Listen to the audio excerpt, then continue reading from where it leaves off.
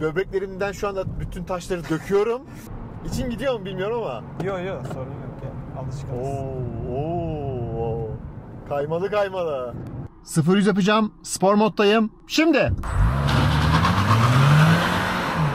Fren testi. Şimdi. Arkadaşlar hepinize merhaba. Bugün Seat değil tabii ki Cupra Leon'la beraberiz.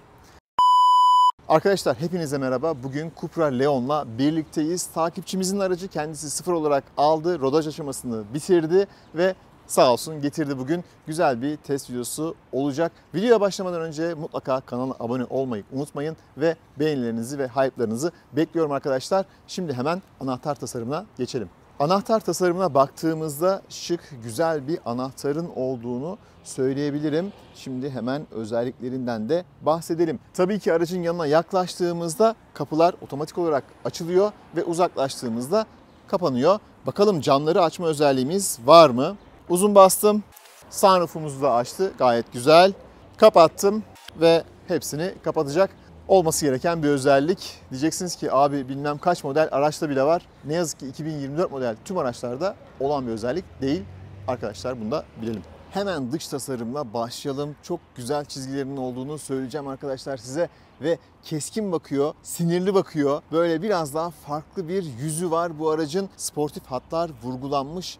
Leon'dan tabii ki farklı Cupra markası imzasını atmış araca. İmzasını attığı yerlerden bir tanesi tabii ki buradaki LED farlarımız ve tabii ki diğer sportif unsurlarımız. LED farlarımız çok güzel. Birazdan onların ara çekimlerine mutlaka gireceğim. Sis farımız. Burada bir gerçek hava girişimiz bulunuyor. Sensörlerimiz ve radarımız burada bulunuyor. Cupra logomuz ön tarafta. Panjur böyle neredeyse yarı kapalı gibi. Alt tarafı biraz daha böyle açık. Kısaca ön tarafa baktığımızda sportif hatların olduğunu ve aracın gerçekten dinamik çizgilere sahip olduğunu söylemek istiyorum. Şimdi yan tarafa gelelim. 18 inçlik lastiklerimiz var. Anahtarı da şöyle içine koyalım.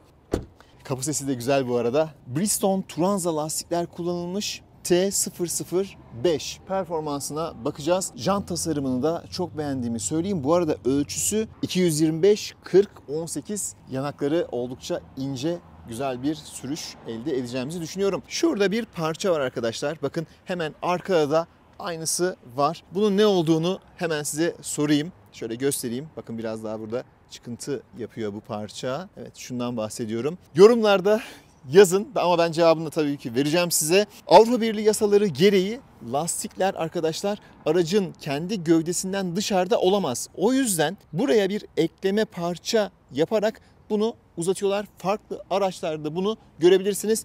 Aerodinamik bir etkisi yoktur. Ne yazık ki çok da güzel durmuyor aslında ama böyle bir durum gerçekleşmiş Cupra'da. Araca şöyle bir de yandan bakalım. Yandan baktığımızda da harika bir silüet görüyoruz. Aynalar farklı bir renge boyanmış ve bakın şurada güzel bir bağlantı yapılarak sürücüyle iyi bir bağlantı kurulmuş. Üst tarafta sunroofumuz var. Onu zaten söyleyeceğim. Camlarımız ön taraf biraz böyle daha az karartılmış ama arka taraflar tamamen karartılmış ki gerçi bu araca daha sonradan cam filmi de yapılmış. Bunu da bildireyim. Ön tarafta başlayan daha sonra daha böyle belirgin olan bir hat var. Bu hat daha sonra arkaya doğru geldiğimizde biraz daha kayboluyor. Fakat arka tarafta yine derinleşerek sportif vurguyu ön plana çıkartıyor. Güzel bir detay olmuş. Aracın arkasına şöyle genel olarak baktığımızda yine güzel bir tarzın olduğunu söyleyeceğim. Gelelim detaylara. Üst tarafta balık sırtı antenimiz var. Çok severiz. Piyano siyahı kullanılmış. Güzel bir spoilerimiz var burada ve LED farlarımız bulunuyor. Reflektör ve park sinyallerini de görüyoruz. Egzoz çıkışımız sahte. Ne yazık ki difüzörler çok güzel duruyor. Bir eleştirim olacak. Cupra özellikle spor bir karakteri yansıttığı için aracın egzozlarının kesinlikle gerçek olmasını isterdim ve beklerdim. Bir tane kameramız var sadece. Yine 360 derece kamera sistemimiz yok. Cupra logomuz artık bu şekilde ve bagaj kapağı nereden açılıyor derseniz bakın hemen şurada geri görüş lambasının altında bir düğme var. Oradan açılıyor. Biraz zor bulması. Bagaja geleceğiz. Ama daha öncesinde biz ne yapalım? arka aks bağlantılarına bakalım. Arka aks bağlantısına baktığımızda torsiyon çubuğunu görüyoruz ve bu bizi bir kez daha üzüyor. Cupra, buraya neden bir bağımsız arka süspansiyon koymadın sorusunu bir daha soruyorum ve egzoz çıkışımız neredeymiş? Buradaymış. Çok daha güzel olabilirdi. Toplamda 380 litrelik bir bagaj hacmimiz var ve şuradan açtık. Cupra'nın kendi orijinal burada trafik kiti var. Cupra burada bir bileklik falan bir şey koyuyordu herhalde. Ona bir bakayım. Evet, işte özel hissettirmek adına güzel bir bileklik. Harika, çok beğendim. Burada anahtar vardı herhalde. Farklı olduğunuzu hissettiriyor size. Zeminde kullanılan malzemenin kalitesi gayet güzel ve zemin burada bakın 2 kat olarak ayarlanabiliyor. Çıkartmışken şurayı da göstereyim. Burada herhangi bir yalıtım malzemesi kullanılmamış. Fakat stepne lastiğinin olması güzel haber çünkü lastikler çok ince. En alta koyduğumuzda işte bu şekilde, tabii ki burada biraz yükleme eşiği problemi olacaktır ama bakın yan tarafta malzemelerinizi buraya koyabilirsiniz. Beyaz bir ışığımız var. Bu da güzel haber, daha güzel haber. Severiz, 220 volt soketimiz var burada. Bence her araçta olması lazım. Şık kanca karşılıklarımız var. Güzel saklanmış, güzel düşünülmüş. Burada bir askılığımız bulunuyor. Yine burada bir ayrı cebimiz var. Bagajı yükselttiğimizde tabii ki daha kullanışlı oluyor. Buradaki eşiğimiz biraz da azalmış oluyor. Şimdi şunu çıkartalım. Buraya saklayabiliyorsunuz. Güzel haber. Şimdi koltuklarımızı katlayalım. Güzel. Burada düz bir alan elde ettik. Koltuklar katlandığında kaç litre olduğuna dair ne yazık ki broşürde bir bilgi bulamadım arkadaşlar. Yine güzel bir detay göstereceğim size. Koltuğu katladığınızda kemer sıkışmasın diye bakın buraya koyabilirsiniz. Diğer tarafı da göstereyim. Bakın aynen bu şekilde. Yoksa ne olur? Şöyle göstereyim. Belki de iş yapacak mı bilmiyorum, onu da görmüş oluruz. Evet, arkaya buraya sıkışır. Yani şöyle söyleyeyim, yapmışlar ama işlevi ne yazık ki olmamış. Biraz daha belki yukarıya yapmaları gerekirdi. Bir daha deneyeyim. Mesela çıkarttım. Tekrar kaldırdım. Evet. Hiç yoktan iyidir. Evet, hiç yoktan iyidir. Biraz daha yukarıya belki koymaları gerekiyordu. Ama en azından düşünmüşler. Diz mesafesi yeterli. Baş mesafesi şöyle göstereyim. Yeterli. Ve Cupra sizi burada güzel sürprizlerle karşılıyor. Daha yakından bakalım. Aracın paspaslarına baktığınızda yine Cupra'nın burada bir yazısını görüyoruz. Yeniden üretilmiş naylondan yapıldığını söylüyor ve burada imzasını atmış. Güzel. 3. bölge iklimlendirmemiz var ve USB-C bağlantılarımız ve burada tabii ki bunların aydınlatması da var. Bu da çok güzel. Her iki tarafta da cebimiz var. Şurada ISOFIX bağlantılarını işte güzel yapamamışlar. Neden? Bakın burada bir fermuarlı tasarım yok. Kullanacaksınız. Şurayı hafiften yırtıyorsunuz ve bundan sonra burası açık kalıyor. Burası biraz fermuarlı ya da kapaklı olabilirdi. Bu hoş olmamış. Termosluğumuz var. Gayet güzel. Ve tabii ki arka tarafa ulaşımda bulunuyor. Tavanımız siyah ve ışıklandırmalarımız da LED olarak tercih edilmiş. Gayet de güzel, dokunmatik olarak çalışıyor. Hoşuma gitti. 4 tane de el tutamağı bulunuyor.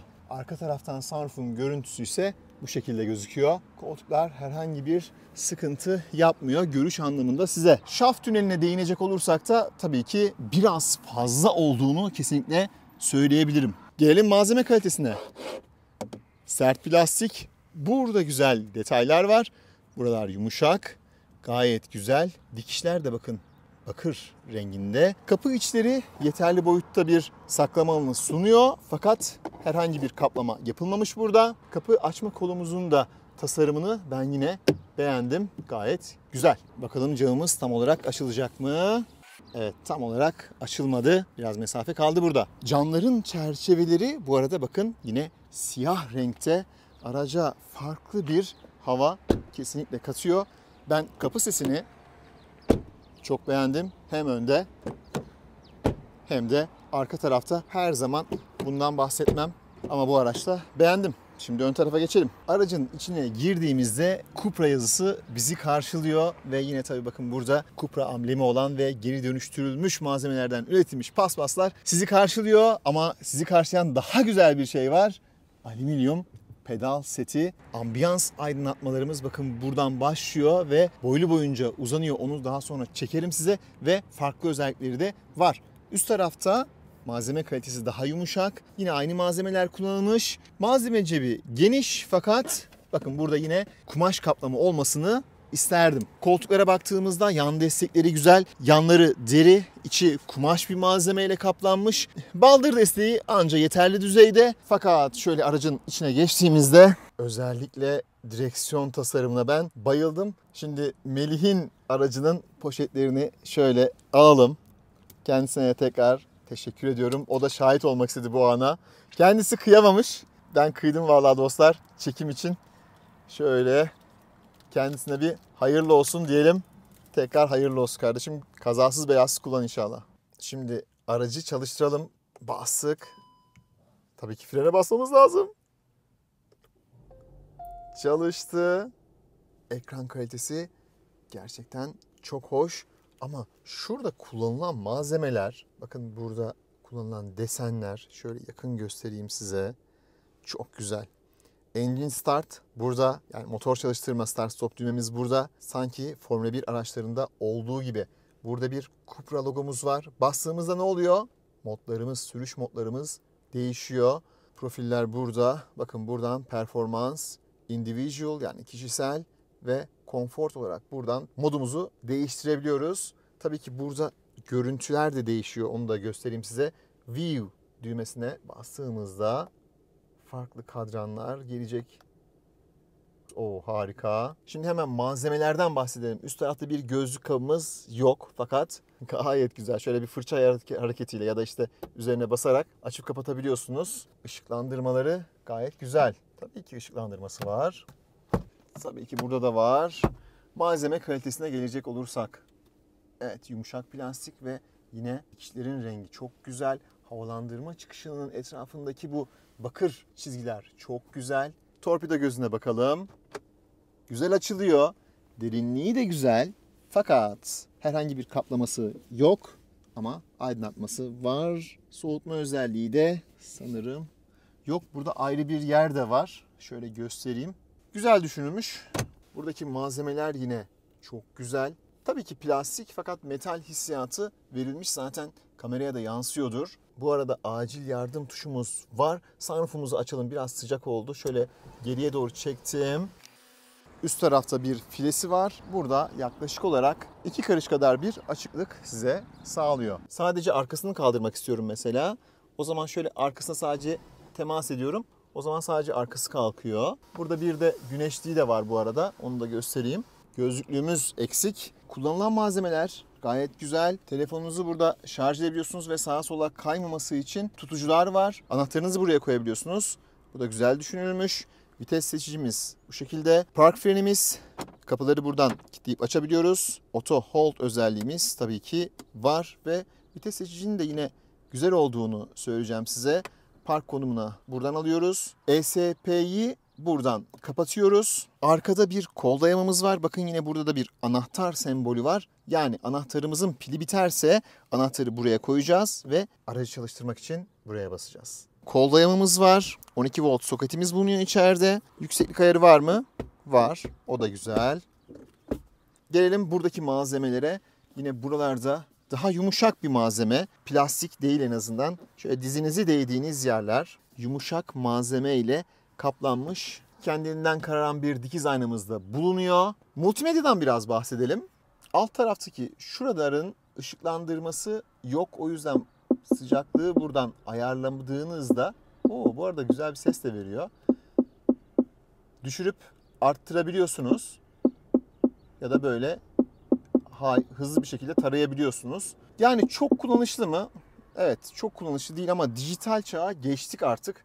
Ne yazık ki böyle bir çağda yaşıyoruz ve biraz daha tabii ki düğmelerle uğraşmamız gerekiyor. Tabii ki her zaman yaptığımız ayarlar değil bunlar. Klima menüsünü göstereyim. Air Care özelliğimiz var. İşte açtığınızda biraz daha temiz bir şekilde içeriye veriyor havayı. İç sirkülasyon için bile şurada bir düğme olsa, değil mi? Çok daha güzel olurdu. Aracın dışıyla, farlarıyla ilgili ayarlarımızı buradan yapabiliyoruz. Konfor ayarlarını buradan yapabiliyoruz. Durumunu ve sürüş bilgilerini buradan görebiliyoruz. Yakıt ortalamamız da gayet güzel. Direksiyondan biraz daha bahsetmek istiyorum.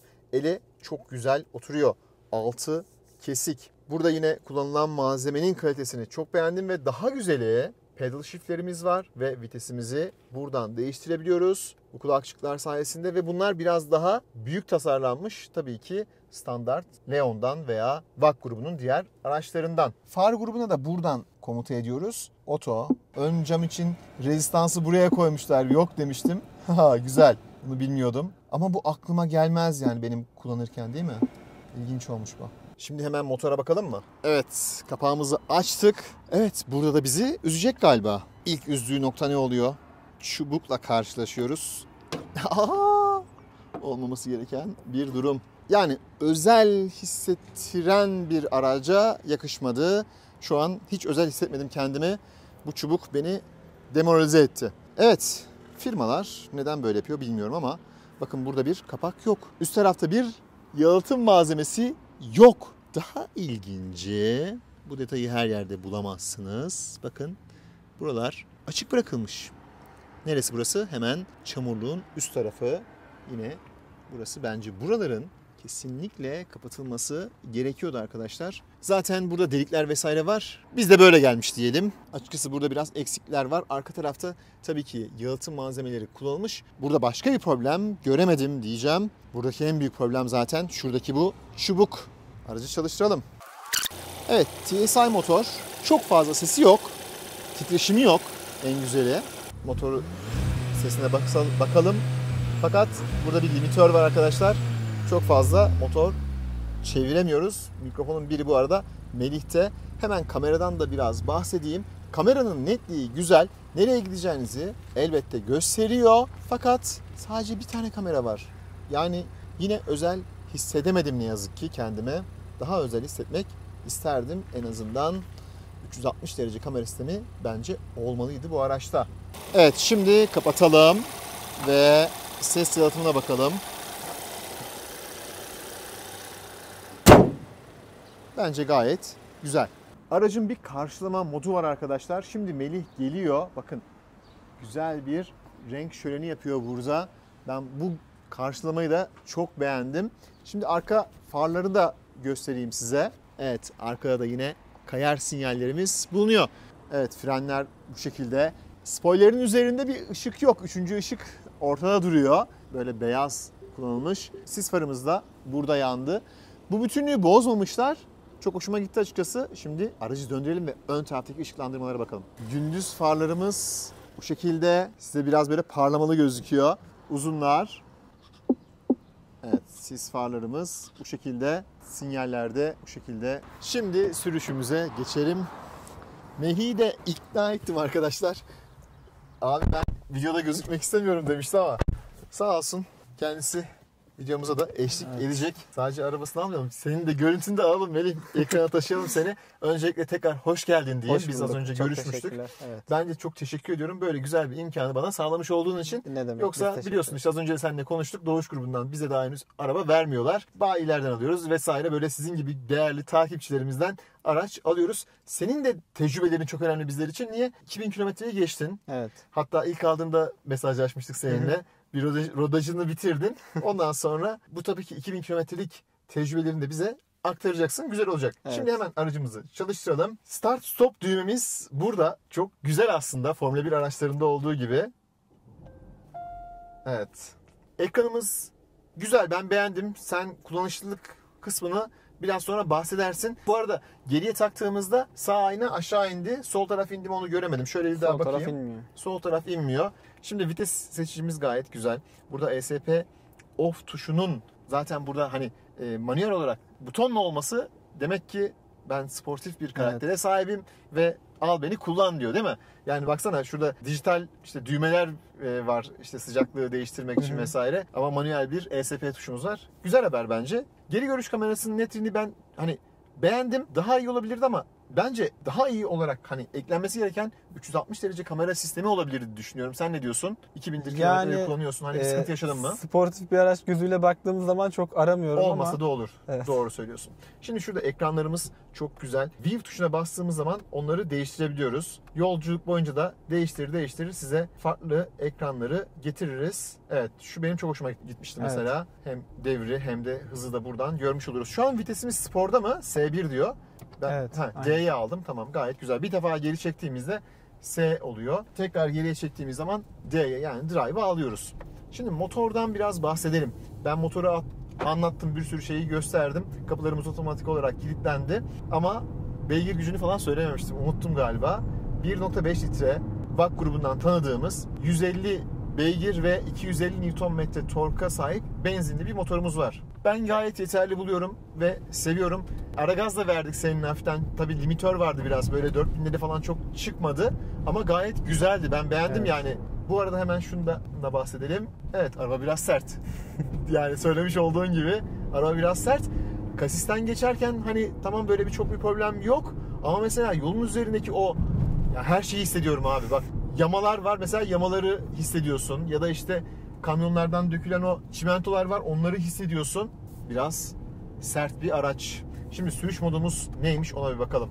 Direkt sürüş modunu buradan ekranda gösteriyor. Bayrak çıktı. Ama buradaki ekranda hemen göstermiyor. Yani direkt burada gösterse iyi olur muydu bilmiyorum ama Cupra menüsü var. Cupra'ya bastım. Buradan mı alacağım? Hani hangi menüye geçtiğimi ben biraz daha böyle, şu an mesela Individual'dayım muhtemelen. Şu an Comfort'tayım. Değil mi? Evet, sadece buradan görebiliyorum. Ya da nereden gelmem gerekiyor? Şurada araca gelip Drive'a mı gelmem lazım? Pardon, Drive'a gelip Drive'a gelip buradan seçmem gerekiyor. Evet. Comfort, Performans ya da Individual. Zaten oradaki tuşu arka arkaya basınca 3 arasında değişim yapıyor. Evet, şuradan yine bunu görmüş olalım. Normalde C segmenti bir araçta start stop'u burada görmezsin. Tabii ben biraz zor alıştım bu arada. Sen de bana güldün ama yani gerçekten insan böyle hemen alışamıyor.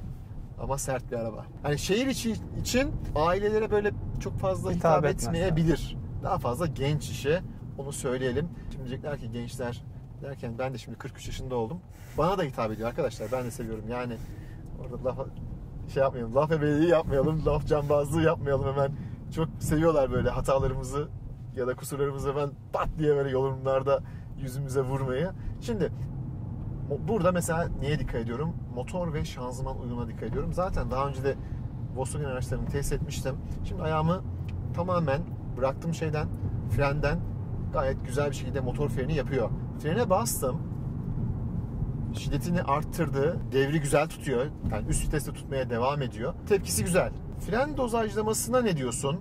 Böyle bir farklı, garip bir his var. Evet, ben de onu çok hissettim zaten. Değil mi? Kullandığımdan beri. Yani basıyorum, çekiyorum. Orada yani suni bir şeyler var. Tam bunu hissedemedim. Yani kelimelere dökemiyorum ama arkadaşlar, yani sanki o fren pedalı istemsizce o basınç, hani uygular ya ayağınıza, o basınç değeri farklı yerlerde farklı hissettiriyor. Evet. Aynen. Mesela ilk başta basıyorsunuz, o güzel. Sonra çekiyorsunuz, bir yumuşak, bir sert, böyle garip bir hissiyat var. Çok hoşuma gitmedi bu. Fren testinde yine bakacağız tabii ki. Kör nokta uyarı sistemimiz var ve ambiyans aydınlatmalarında yanıyor bildiğim kadarıyla, doğru mu? Kör nokta yok. Kör nokta yok mu bu arada? Kör nokta varsa ben çok sevinirim ama olmadığına eminim. Allah Allah. Evet, kör nokta yok. Ben dersime çalıştım geldim, kör nokta var diye hatırlıyorum ama belki de yanlış mı hatırlıyorum, bakacağız. İlginç. Olabilir. Ama fren pedalı gerçekten, ben Mazda 3'ümde beğenmiyordum. Bu bence ondan daha kötü. Vallahi daha kötü. Bu arada arkadaşlar, Mazda 3'ümüz rahmetli oldu, pert oldu. Mazda 3'ün parasını aldık. Başka bir araba aldım.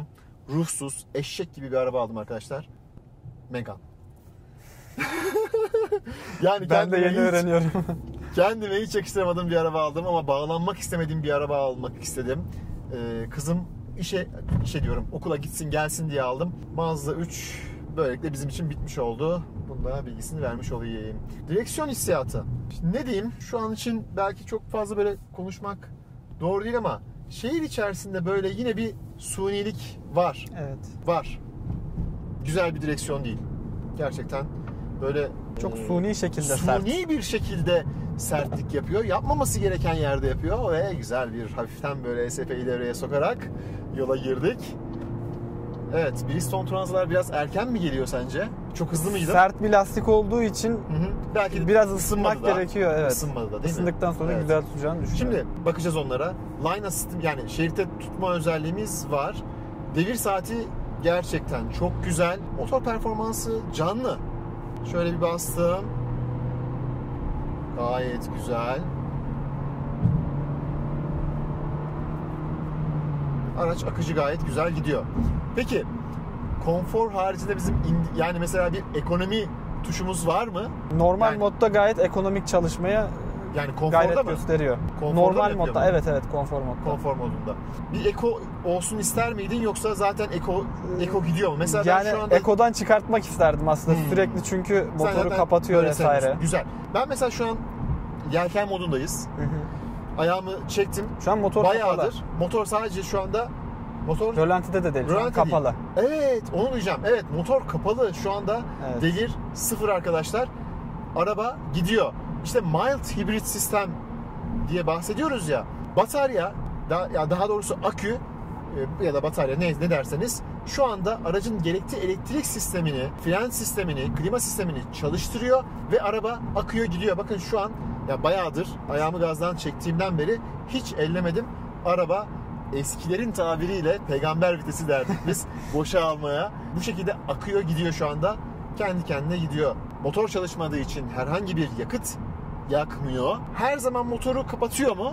Ya sürekli, evet. Bildiğim kadarıyla performans moduna aldığında ya da burada Denedim ama yapamadım. Öyle mi? Evet. Performans moduna aldım, bak hemen çalıştı, gördün mü? Ama spor modu aldım. Mesela ben spor modda Hayır, kullanmayıp spor modu almadım. Şu an performans modunu şeyde seçtim. vitesi ama şanzımanı S'ye çekti. Görebilirsek. Çekti mi? Evet. Çekti. Aa, Sadece evet. bunu D'ye çekip tekrar ekrandaki D'ye performans aldım. modundan kullandığımızda da yine aynı şekilde sürekli kapatıyor.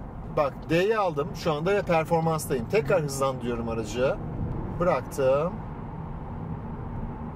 Evet, kapattı Evet, yine stop gördüğümüz etti. gibi. Ya Çok onu iyi. kapatmanın tek çaresi Çok iyi. spor modda kullanmak. Evet, gayet güzel akıyor yani, akış modu. Hoşuma gitti. Bu tabii ne yaptırıyor? Yakıt ekonomisi olarak size Artı olarak. artı olarak geliyor. Çok güzel çalıştı. Bak mesela hiç çalışırken anlamadım. Yani böyle bir tık etsin, pıt etsin, öyle bir şey kesinlikle yok. Silindir kapama teknolojisi de var. Evet. Onu da yine kullanabilirsiniz. Özellikle düşük süratte ve güç ihtiyacınızın az olduğu durumlarda iki silindiri kapatarak yine ekonomi sağlıyor araç. Ekonomi odaklı bir yapısı da var. Yani performans odaklı, aynı zamanda ekonomi odaklı da. Kulakçıklardan bak, hemen şuradan çektim.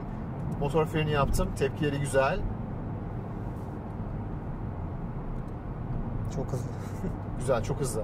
Ya DSG'yi çok seviyorum. DSG benim için ayrı bir yeri var DSG'nin. Sorunlu değil gibi artık. Yani artık eskisi kadar sorun değil diye düşünüyorum. Bilmiyorum, ilk başlarda sorunlar vardı. Ama sanki artık eskisi gibi sorunlu değil diye düşünüyorum. Bunlar kuru tip şanzımanla geliyor. Islak tip olsa çok daha iyi olurdu. Bunlar kuru kuru tip mu? biraz, evet, kuru tip biraz bazı durumlarda tork konvertörlü gibi sarsıntı yaratabiliyor. Evet. Bak şimdi sol tarafa bakıyorum. Kör noktada herhangi bir uyarı yok. Evet, haklısın. Demek ki O sinyal ledi diye biliyorum.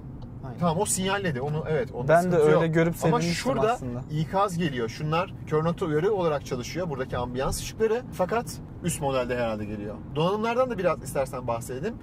VZ var. VZL var. Bir de CU var. Bu CU yani baz donanım. VZL orta donanım diyelim. VZ de üst donanım olmuş oluyor. Ben onların görsellerini koyarım ama şimdi mesela burada ne yok? İşte adaptif hız sabitleme üst pakette geliyor. İşte ışıklar çok güzel bu arada. Bunların rengi de değişiyordur muhtemelen, değil mi? Evet. Hemen ekrandan yapılıyor. Ekrandan. Kaç renk yapabilir misin onu da? Bir gösterelim Olur. mi?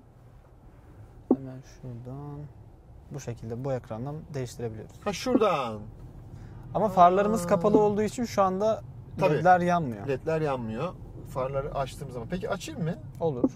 Açtım. Şu an yandı. Çok güzel. Hoşuma gitti. Bu ekranın kullanımıyla ilgili ne düşünüyorsun? Yani kullanışlı mı sence? Menüler biraz karışık mı? Apple CarPlay'e bağlandın. Zaten şu anda ayarlar burada.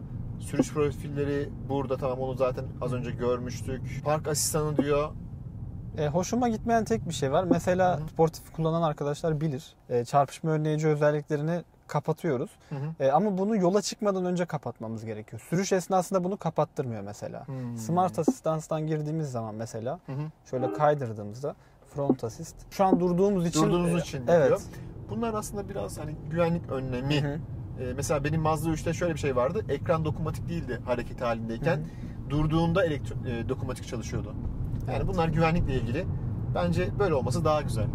Bilmiyorum ama tabii hemen de kapatmak istiyor insan bazen. Supra modunda ESP'yi Sport moduna alıyor. Bu şekilde buradan devre dışı bıraktığımızda tamamen kapatıyor. Ya tabii fabrikaya bağlı biraz, hani onu kapattım deyip arka planda yüzde bilmem Az da olsa belki Evet. tutuyor. Evet. Biraz yanlamana müsaade ediyor. Evet, ışıklar harika. Bak, frenden ayağımı çektim. O fren yapmaya devam etti. Anlatamamıştım az önce neler olup bittiğini. Şimdi daha iyi oldu. O aslında daha fazla yapıyor. Ben onu ayarlardan düşürdüm. Öyle mi? Çok daha fazla yapıyor, evet. Fren ayarlarından mı burada? Evet. Araç menüsünden. Hibrit sistemden. Şuradan hibrit şöyle sistemden. göstereyim. Hibrit sistemden. Hı hı. Otomatikten düşüğe aldım ben bunu. Geri kazanımı düşük mü yaptın? evet. Otomatiği alır mısın peki? Tamam. Bir de onu deneyelim. Bakalım hani bir fark olacak mı? Ops, güzel. Mesela frenlerken vites Evet. düşürdüğü zaman Hı hı. fren bir an böyle boşa çıkıyor. Bunu hiç sevmedim mesela. Ve devri düşürdüğü, motoru kapattığı veya yelken modunu aldığı zaman 30 km civarlarında Hı hı. bunu daha da fazla yapıyor. Fren ayağımın altından gidiyor. Bayağı böyle dibe kadar yaklaşmış oluyorum. Yaklaşıyor. Hiç gerek yokken yani. Ayarlarda biraz sıkıntı var. Frenini beğenmedik diyelim. Evet. Konuyu kapatalım. Evet. İnşallah güzel bir frenli mesafesi elde ederiz. Evet. O daha önemli bizim için, değil mi? O konuda beğendim. Beğendin. Hadi bakalım. Başka beğenmediğin özellikler neler var? Hani onları da dinleyeyim senden. Tavandan biraz ses alıyorum. Tavandan ses alıyorsun. Hı hı. Trim sesi. Evet. Ama onun haricinde kapılarda, göğüste vesaire Hı hı. herhangi bir şey duymadım bu zamana kadar. Bak, ben amortisör için şöyle söyleyeyim. Evet, amortisör sert. Gerçekten sert ama sesli çalışmıyor. Bunu Evet. hani söyleyeyim. Evet. Sesli çalışmıyor ama gerçekten C segmentinde sanırım şu anda hani en sert araba diyebilirim. Şasisi de sert. Evet, hemen ESP devreye girdi bu arada. Çünkü güç sadece ön tekerleklere iletildiği için ya asfaltlarımız da çok kaliteli değil. Güzel tutunamıyor. Yani 0-100'de falan biraz sıkıntı yaşıyorsun, değil mi? Birkaç kere denedim. Hı hı. Bayağı sardı. Sarıyor evet. O yüzden tam da kapatmamak daha iyi. ESP'yi ben kapatmadan denemiştim ama. ESP'yi kapatma. ESP'yi kapatma. Bence sadece traction'ı istersen kapat. Ama kapatsan da belki de çok hafiften bir müdahale ediyor olabilir yani. Haritamızı açalım burada. Maps üzerinde. Maps üzerinden. bakabiliriz. Bu arada bak, buradaki ekran kalitesi çok güzel. Araç stop etti. Auto hold'umuzu açtık mı? Açtık. Ayağımda frenden çektim. Mis gibi. Süper. Bu konuda mesela kullanışlarını ben seviyorum. Müzik sistemi nasıl? Önceden Astra L kullanıyordum. Zaten bizim şikayetimiz vardı o konuda çok. Hı hı. Ses çok azdı. Bu beni bayağı tatmin etti yani. O zaman bir deneyelim. Evet, şimdi üzerine bastım. Şuradan mute tuşuna. Sesi kapattım. Sesin şiddetini de buradan ayarlayabiliyoruz bu arada. Ya yok ya. Alışınca bir sorun olmuyor ama Heh. şu mesela sunroof tarafını ben çok ayarlayamıyorum. Hı hı. Yani 3000 kilometreye yakın Ha, şurayı. oldu. Sarrafı. Evet. Aman ellemeyelim, orada GoPro'muz daha doğrusu kameramız var diyelim. Yani evet. Bir tuş Alışırsın. olsa çok daha kullanışlı olurdu. Evet. Ama yapacak Her bir şey şey artık dokunmatik. Yani bunlar güzel. Hoşuma gitti mesela bunlar. Ses sistemini beğendiğini söyledin, değil mi? Evet. O zaman ben kendi yorumumu yapayım mı? Sadece sınıf ortalamalarında. Üst paketinde mesela Evet. Bunda 7 tane hoparlör var. Aha. Böbreklerimden şu anda bütün taşları döküyorum. Araba çok sert. Wow, gerçekten sert. Ya ben Mazda 3'üm, yani benim sert ama böyle değildi. Bu sert. Bir daha söylemeyeceğim. Virajda karşılığı veriyor ama. Tamam, virajda da zorlayacağız. Diyeceğim mi unutturdu? Evet, müzik sistemi sadece sınıf standartlarında 7 tane hoparlörü var. Üst paketlerde Opsiyon 12 ses tane. sistemleri geliyor, evet. 12 hoparlörlü ses sistemiyle geliyor. Opsiyon değil diye biliyorum ama opsiyon değil galiba. Opsiyon olarak geliyor. Vallahi bildiğim kadarıyla da değil. Standart. Standart diye biliyorum. Ha, doğru. Evet. Evet. Hepsinde geliyor, doğru. Evet. Azıcık da ders çalıştım canım, o kadar değil. Evet, bastım. Evet, hemen sarıyor. Ama sesi çok güzel. Bir yalıtımda bulunmadığı için zaten. Yani yalıtımını ölçeceğiz. Bakalım, göreceli biraz. Yalıtım konusunda hiç Astra L'den geçen bir kullanıcı olarak hiç tatmin etmedi beni yalıtıma. 80 kilometre civarlarında bayağı bir ses almaya başlıyor. Basalım. Çok güzel.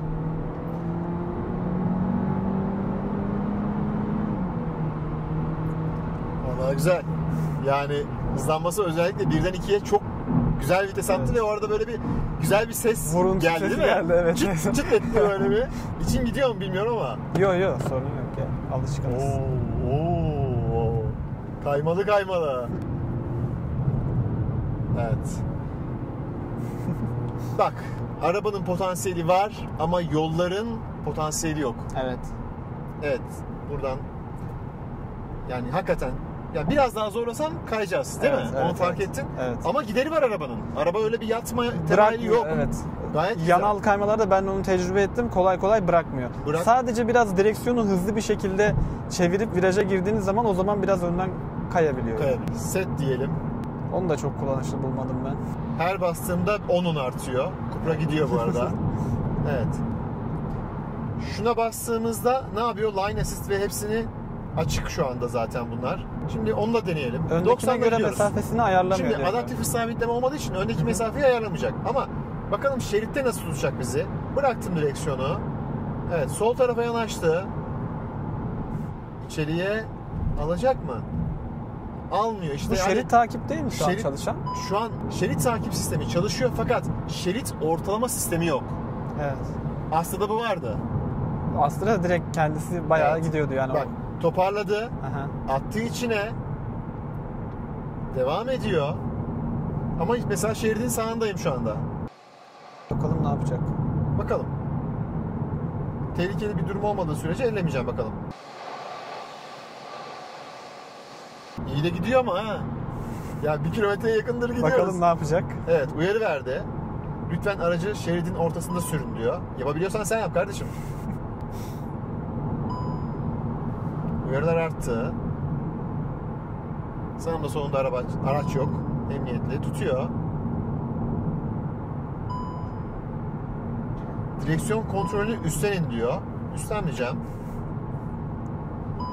Şeridin ortasında sürün diyor. Sanırım bırakmayacak. Ya bir yerde patlayacak da. Evet, bayağı uzun süre gidiyor. Artık şurada tır var. Kontrolü aldım. Daha fazla denemeyeceğim. Yani uzun süre gitti ama herhangi bir işte fren yapayım, şöyle yapayım, böyle yapayım, korna çalayım muhabbeti yok. Evet. Şimdi şerit ortalama sistemi olsa güzel olurdu. Kör nokta uyarı sistemi olsa güzel olurdu. Çünkü fiyat olarak baktığın zaman 2 milyonlara yaklaşık bir fiyatı var. Ama yani yine de güzel çalışıyor. Olan sistemler en azından güzel çalışıyor.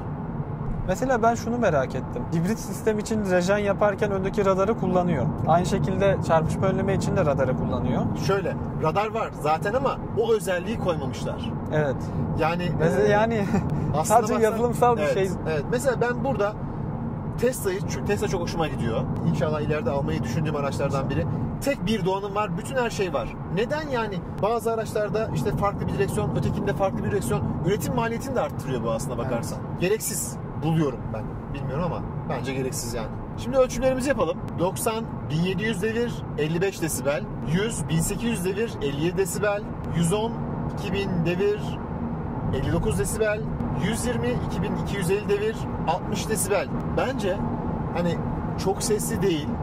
Bak ama camlardan ses geliyor ve lastiğin uğultusu geliyor. Farkında mısın? Yani hani bir ses, evet, rahatsız eden ses olarak ne var dersen hani 120'de yalıtımla ilgili bir sıkıntı olduğu için oradan böyle bir sanki yer alıyor diyeyim yani. O biraz rahatsız ediyor. Ama lastik sesi de bariz var. Şimdi biraz yüksek hıza çıkalım. Orada durum ne ona bakalım. Spor modu alacak mısın? Alayım, spor modu da alayım. Şuradan da değiştireyim. Tamam.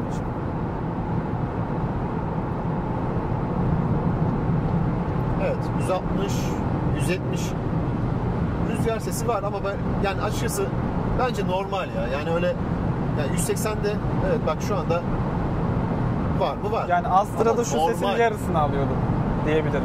İlginç. Yani benim ölçümlerimde de PSA grubu biliyorsun. Evet. Biraz daha düşük değerlere sahip. Evet. Hey Cupra, sıcaklığı 22 dereceye ayarla. Tekrarlayabilir misin? Sıcaklığı 22 dereceye ayarla. Burada sözlü olarak kullanabileceğiniz fonksiyonlara genel bakış sunulmaktadır. İstediğiniz fonksiyonun olduğu satırı veya fonksiyonun adını söyleyerek Erdem seçin. Şensoy'u ara mesela. Erdem Şensoy'u ara. Kişisel asistan duraklatılıyor. Yani sıcaklığı ayarlayamıyorsan ne diyeyim ben sana, değil mi? Bir daha deneyelim. Asistan Geç. Yani ben bunu en azından şurada hani Evet. ne bileyim işte ayarlayamıyorsan edemiyorsan onu yapmak isterdim yani. Yoksa bak burada asfalt güzel, dinle. Biraz daha ses anlamında güzel ve ambiyans aydınlatma harika ya, ben bunu çok beğendim. Şimdi spor moddayız. Vitesleri manuel olarak kendimiz değiştiriyoruz. Değiştirmezsek zaten otomatik kendisi vites atıyor. Evet. Kaç bin devirde yapıyor bunu? 6200-6300 civarı gördüm. Hadi bir deneyelim.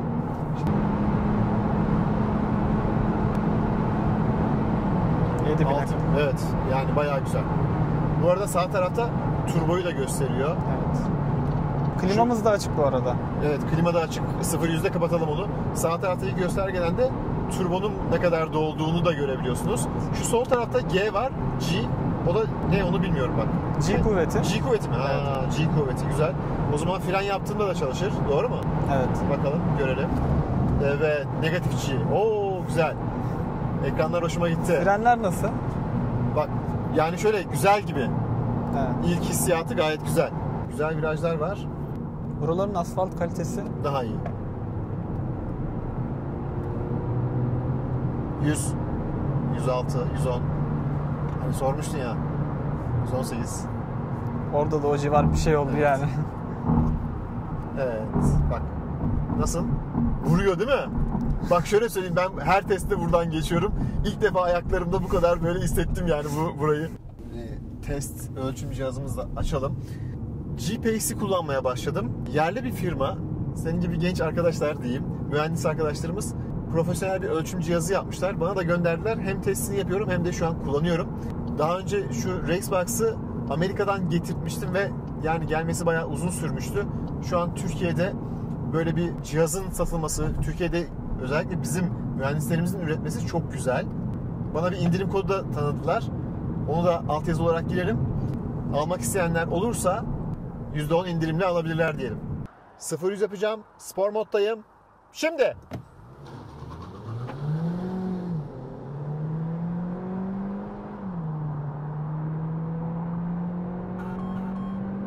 ...7.98 ölçmüş. Düzeltilmiş zaman 8.08 vermiş.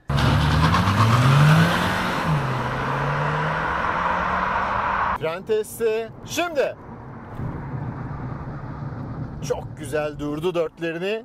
Şimdi yaktı. Gayet güzeldi. 35 metre. Çok iyi. 25 metre iyi mi? Vallahi Yani çok iyi. Bak şöyle söyleyeyim sana. Karanlık sürelerle. 40 metrenin altı iyi diyorum. Bu zamana kadar yanlış hatırlamıyorsam 36 metre ölçtüm en düşük. 35 metreyi ilk defa gördüm. 0-100'ü ben de bir sağ koltukta merak etmiştim. Sağ koltukta. Aynen. Bir daha görmek istiyorsun. En sevdiğim. Güzel. Klimayı da kapatalım da. Klimayı kapatalım. En sevdiğim. O zaman şöyle bir defa da senin için kalkıyoruz. 0-100 yapıyoruz bir daha. Şimdi.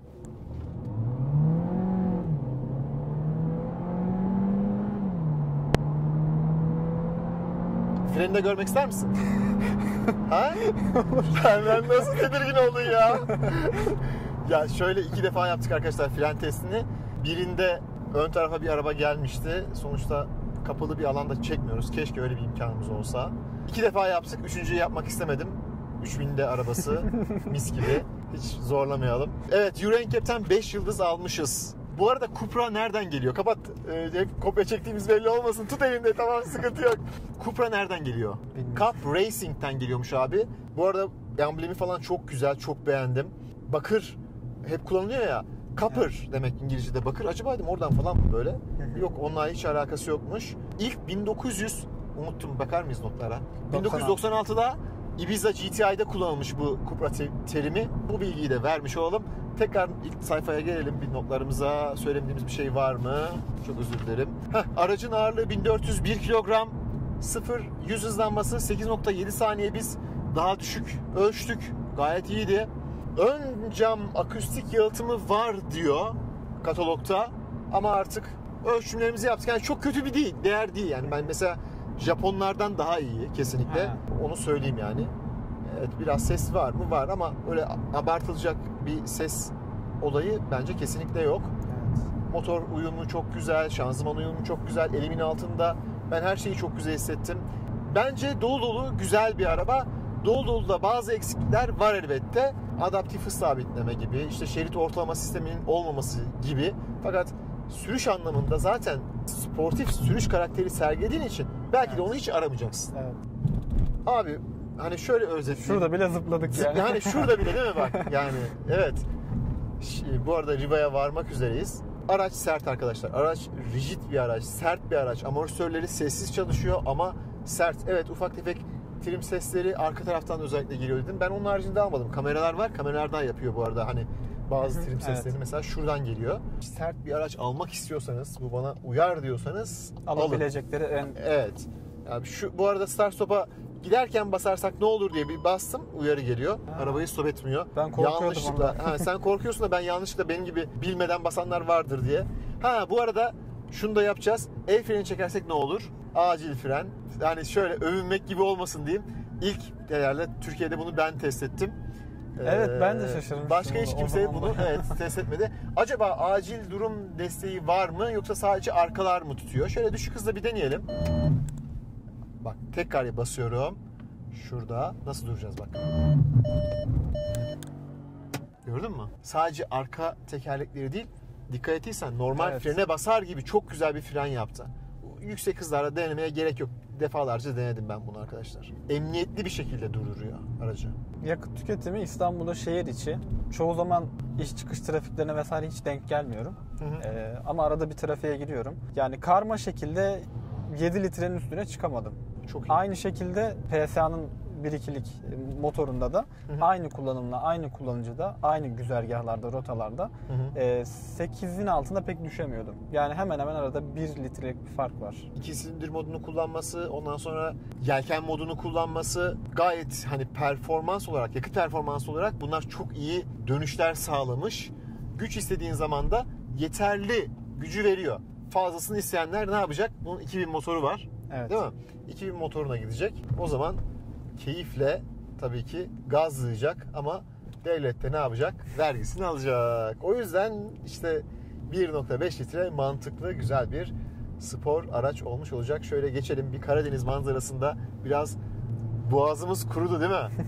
Hakikaten benim kurudu. Senin de kurudu muhtemelen. Karadeniz'in, Riva'nın bir manzarasını izletelim. Biz de bir mola verelim. Evet. Sonra videoyu kapatırız. Şuradan sola bastığımızda önce OK'ye bastık. Evet, şimdi sola bastık. Sol tarafa geldik. Sol taraftaki göstergede şanzıman, motor yağı ve radyatör sıcaklığını, su sıcaklığını görebiliyoruz. Gücü burada görebiliyoruz. Toplam mesafe ve yol bilgisayarı verilerini burada görebiliyoruz. Biz şimdi ne yapalım? Tork ve gücü buraya ayarlayalım. Değil mi? Ondan sonra şurada bir kalkış yapalım. Şöyle gösterelim. Yani ben bu göstergeyi çok beğendim. Bu arada aynalarda bahsetmeyi unuttum ben. Cupra yazısı yere yansıyor, değil mi? Evet Melih, burada bir bak güzel bir viraj var. Şimdi orada son böyle bir deneyeyim. Çok güzel. Bak buranın asfaltı da çok güzel. Gördün mü? Asfalt iyi olduğunda hiç çizgisinden kaydı mı? Kaymıyor. Çünkü niye? Hani ya sadece arabanın limitleri değil. Veya lastik de değil. Veya lastik değil. Ya lastik de kötü bir lastik değil. Gerçekten kötü bir lastik değil yani. Ama yol bırakırsa araba ne yapsın? Ben o şekilde zaten kazam oldum. Evet. Özellikle sıcak asfaltta. Parlak asfaltta çok dikkat edin arkadaşlar. Evet, bastım. Geçişler efsane. Güzel yol tutuyoruz. Hızlanması güzel. Evet, 120'ye geldim. Genelde buraya 120 ile gidiyorum. Bu sefer biraz daha hızlı gireceğim. Evet, 120'ye düşmüyorum 120'den. Bak bir şey söyleyeyim mi? 126 olduk ve elimi neredeyse artık bıraktım. O kadar rahatım ki. Yani şöyle söyleyeyim sana kardeşim. Bu araba orayı 130'la falan rahat dönerdi. Ben zorlamadım. Evet. Ve ben de zorlanmadım oraya 140 dönerken. nasıl dönerdi bence? Bak gerçekten. Biraz orada kayarak. bak yavaşlamamın sebebi ne biliyor musun? Köprünün altı hep ıslak. Evet. Hep ıslak. Islak zemine geçişte de herhangi bir kopma olmadı. Aha. Gayet güzeldi. Şimdi biz ne yapalım? 80-120 ara hızlanmamıza bakalım. Spor moddayım. 6. vites. 80-120 ara hızlanma. Şimdi. 3. vitese düştü. Çok güzel vites düşürdü. Ve 120. 80-120 düzeltilmiş zaman 6 saniye arkadaşlar. Son zamanlarda ölçtüğüm en iyi değerlerden biri.